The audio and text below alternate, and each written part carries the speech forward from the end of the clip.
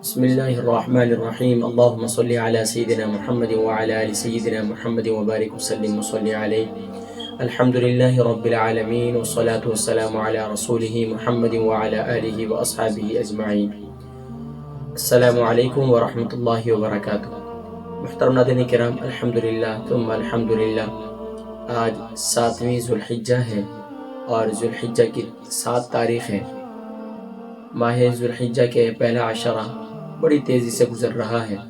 یقیناً 6 روزے میں یا 6 دنوں میں آپ نے خوب نیک اعمال کیے ہوں گے۔ اللہ کریم استقامت نصیب فرمائے۔ 7ویں ذو الحجہ کے کیا خاص اعمال اور وظائف ہیں، انشاءاللہ آج کی نشست میں ہم اس کا تذکرہ کریں گے۔ ناظرین کرام، 7ویں ذو الحجہ میں بزرگان دین کے معمولات میں اس بات کا ذکر ملتا ہے کہ بعد نماز فجر سورۃ القریش اول آخر درود شریف کے ساتھ یہ 41 ٹائم اس کی تلاوت کی جائے۔ اگر کوئی 41 ٹائم نہ کر سکے تو کم سے کم اس کی 11 مرتبہ اس کی تلاوت ضرور کی جائے۔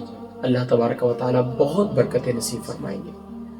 اور اگر کوئی اس کا باقاعدہ عمل کرنا چاہتا ہے تو پابندی کے ساتھ 41 دن تک، یعنی کہ اگر کوئی شخص سورہ قریش کا عامل بننا چاہتا ہے تو اس کے لیے ضروری ہے کہ 313 مرتبہ روزانہ اور 41 دن تک بلا ناغہ پڑھے، اور پھر اس کے بعد روزانہ کے معمولات میں 11 مرتبہ پڑھتا رہے تو سورہ قریش کا عامل ہو جائے گا۔ اور سورہ قریش لا تعداد جو ہے معاملات کے حل کے لیے سبحان اللہ بڑا آزمودہ عمل ہے بزرگان دین کے معمولات میں سے۔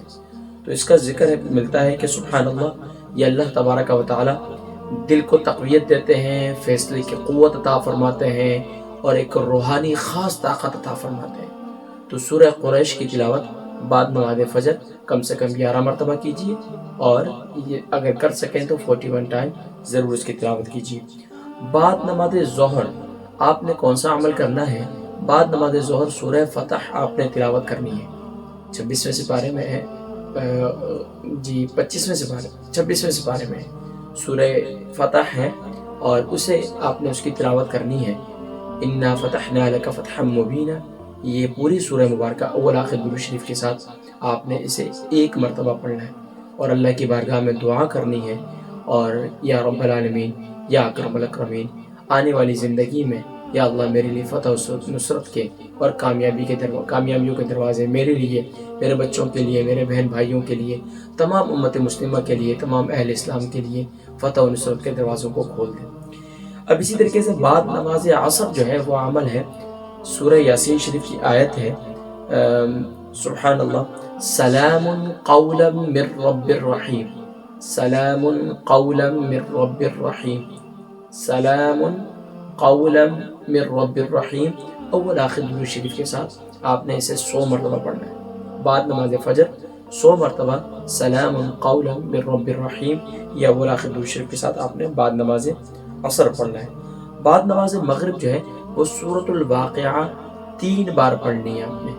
پہلی بار سورۃ الواقعہ پڑھنے کے بعد آپ نے درمیان میں یا حی یا قیوم برحمتک استغیث، یہ جو ہے آپ نے 3 مرتبہ پڑھنا ہے۔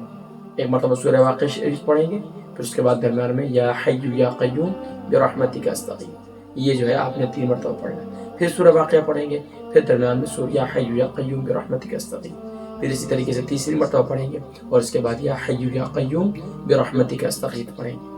اور بعد نماز عشاء جو ہے وہ آپ نے تکبیرات کی کثرت کرنی ہے، اور چوتھا کلمہ آپ نے کثرت سے اس کو پڑھنا ہے۔ آپ نے چوتھا کلمہ توحید جو ہے وہ یقیناً سب کو یاد ہوگا۔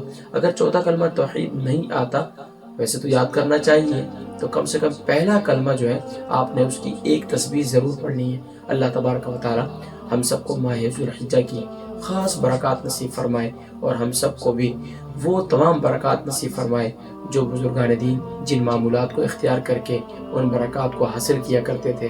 اللہ تبارک و تعالی امت مسلمہ کے تمام معاملات کو حل فرمائے، اور ہم سب کو ماہ ذو الحجہ میں اپنا خاص قرب نصیب فرمائے۔